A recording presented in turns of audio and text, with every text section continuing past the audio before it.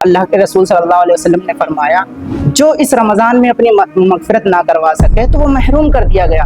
अल्लाह ताला कहता है उसमें कि अस्सौमु ली व अना अज्ज़ी बिही, रोज़ा मेरे लिए है और मैं उसका जितना चाहूँगा अजर दूंगा। ये होता क्या है कि हम जो है गुज़िश्ता महीनों की तरह इस महीने में भी उसी तरह रहते हैं जैसे पहले हमने ज़िंदगी गुजारी होती है। कहीं ऐसा ना हो कि हमारे लिए आखिरी महीना हो जाए। जो डिस्ट्रैक्शंस पैदा हो रहे हैं सोशल मीडिया के बेजा इस्तेमाल से, उनसे हमें बचना है, क्योंकि ये ज़हनी उलझनें, ये खलफशार इंसान को जो है इंसान के सामने मेंटल हेल्थ के इश्यूज ला के खड़ा कर देता है। अल्लाह के रसूल सल्लल्लाहु अलैहि वसल्लम की एक हदीस है, रोज़ा रखने के बाद जो झूठ बोलना ना छोड़े तो अल्लाह ताला को उस रोज़ेदार की कोई हाजत नहीं है। बहुत से रोज़ेदार ऐसे हैं जिनको रोज़े में भूख और प्यास, रोज़ा रखने के बाद भूख और प्यास के अलावा कुछ हासिल नहीं होता।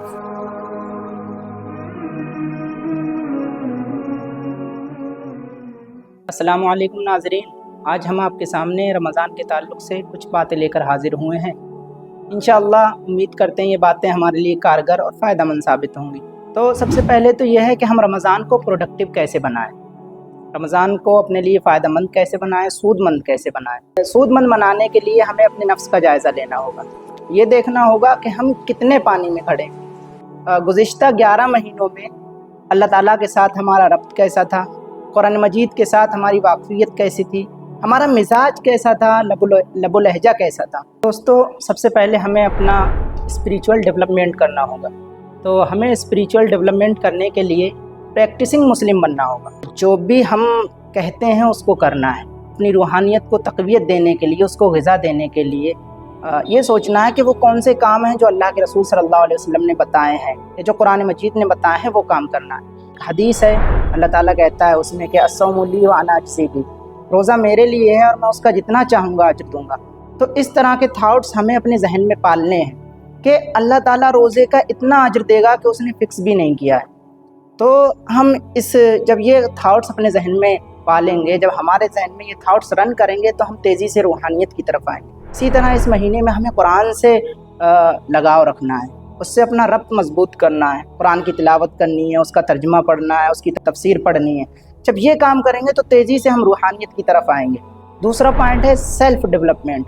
तो हमें सेल्फ़ डेवलपमेंट की तरफ आना है। सेल्फ़ डेवलपमेंट की तरफ आने के लिए हमें क्या करना होगा, तो सबसे पहले ये देखना होगा गुज़िश्ता जो 11 महीने हैं उसमें क्या कमी रह गई है, कौन सी कमी रह गई है जिसको इस रमज़ान में पूरा किया जाए। तो उस कमी को पूरा करने के लिए हमें, जैसा कि मैंने शुरू में कहा, कि अपना जायज़ा लेना होगा। वो जायज़ा लेने के बाद अल्लाह के रसूल सल्लल्लाहु अलैहि वसल्लम की एक हदीस है कि मन लम यदा क़ौल अज़्ज़ूर फ़लैसा लिल्लाहि हाजा अन यदा ताअमहु व शराबा, रोज़ा रखने के बाद जो झूठ बोलना ना छोड़े तो अल्लाह ताला को उस रोज़ेदार की कोई हाजत नहीं है। कि कोई आपसे झगड़ा करना चाहे, कोई आपको फ़िज़िकल अब्यूज़ करना चाहे, तो उससे कहो कि मैं रोज़े से हूँ, क्योंकि रोज़ा एक ढाल है। तो जब हम ये काम करेंगे तो हमारा सेल्फ इम्प्रूव होगा, हम ख़ुद को इम्प्रूवमेंट करेंगे। इस तरह की भी अहादीस हमें मिलती हैं कि बहुत से रोज़ेदार ऐसे हैं जिनको रोज़े में भूख और प्यास के अलावा कुछ हासिल नहीं होता। तो हमें अगर कुछ हासिल करना है तो इन कामों से बचना होगा। झूठ बोलने से बचना होगा, गाली देने से बचना होगा, झगड़ा करने से बचना होगा, गुस्सा करने से बचना होगा, वायलेंस करने से बचना होगा। अपने आप को अल्लाह ताला की मर्ज़ी के मुताबिक, कुरान की मर्ज़ी के मुताबिक, रसूल की मर्ज़ी के मुताबिक ढालना होगा। सेल्फ़ डेवलपमेंट के लिए मैं अपनी तरफ से एक चीज़ बताऊंगा कि आप अपना एक टाइम टेबल फॉर्मेट करें और उस टाइम टेबल के मुताबिक चलें, उस शेड्यूल के मुताबिक चलें। क्योंकि होता क्या है कि हम जो है गुज़िश्ता महीनों की तरह इस महीने में भी उसी तरह रहते हैं जैसे पहले हमने ज़िंदगी गुजारी होती है। तो ये महीना भी आता है और चला जाता है और हम हाथ पे हाथ रखे बैठे रहते हैं। कहीं ऐसा ना हो कि ये हमारे लिए आखिरी महीना हो जाए, क्योंकि पिछला जो रमज़ान का महीना था उसमें बहुत से दोस्तों अहबाब ऐसे थे, हमारी फ्रेंड सर्कल में, हमारे रिलेटिव्स में बहुत से लोग थे जो हमारे साथ थे, लेकिन इसमें नहीं है। तो हमें अपना शेड्यूल और टाइम को मैनेज करना होगा, उस टाइम के मुताबिक चलना होगा कि इस टाइम पे हम ये करेंगे। शेड्यूल के मुताबिक जब हम चलेंगे तो हमारा अच्छे से सेल्फ़ डेवलपमेंट हो सकता है। तीसरा पॉइंट मैं आपके सामने रखना चाहूँगा, वो ये है कि हमें इस महीने में ज़्यादा से ज़्यादा कोशिश ये करनी है कि डिस्ट्रैक्शन से बचना है। ख़ास तौर से मैं मुस्लिम नौजवानों के लिए, स्टूडेंट्स के लिए ये बात कहना चाहूँगा कि जो डिस्ट्रैक्शंस पैदा हो रहे हैं सोशल मीडिया के बेजा इस्तेमाल से, उनसे हमें बचना है। کیونکہ یہ ذہنی الجھنیں، یہ خلفشار انسان کو جو ہے انسان کے سامنے مینٹل ہیلتھ کے ایشوز لا کے کھڑا کر دیتا ہے اور وہ اس سے دوچار ہوتا ہے.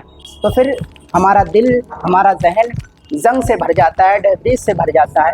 اس زنگ کو دور کرنے کے لیے اللہ کے رسول صلی اللہ علیہ وسلم نے ایک حدیث بتائی ہے کہ دلوں کو زنگ لگ جاتا ہے جس طرح لوہے کو زنگ لگتا ہے.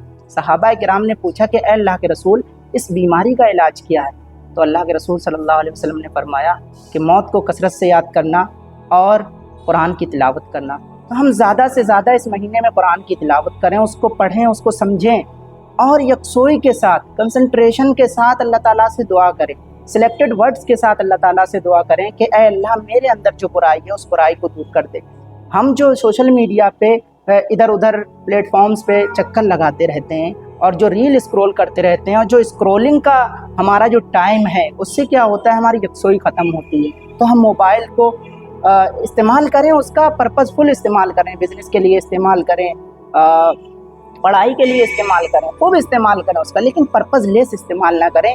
اب ہمارا جو اسکرین ٹائمنگ ہے اس کو ڈاؤن کریں. اپنا ہم جو جتنا اسکرین کو اپنا ٹائم دے رہے ہیں، قیمتی ٹائم دے رہے ہیں، اس کو کم کریں اور زیادہ سے زیادہ اللہ تعالیٰ سے لو لگائیں. مسجد میں پہلے ہی پہنچ جائیں، اللہ تعالیٰ سے دعا کریں جیسا میں نے کہا سلیکٹڈ ورڈز کے ساتھ. اگر ہم یہ کام کریں گے تو ہمارے جو مینٹل ہیلتھ کے ایشوز سامنے آ رہے ہیں وہ انشاءاللہ کم ہوں گے. اور ہم اللہ تعالیٰ سے دعا کرتے رہیں کہ اللہ تعالیٰ یہ رمضان ہمارے لیے پروڈکٹیو بنا دے، اور اتنا پروڈکٹیو بنا دے کہ ہم خود کی مغفرت کروا سکیں.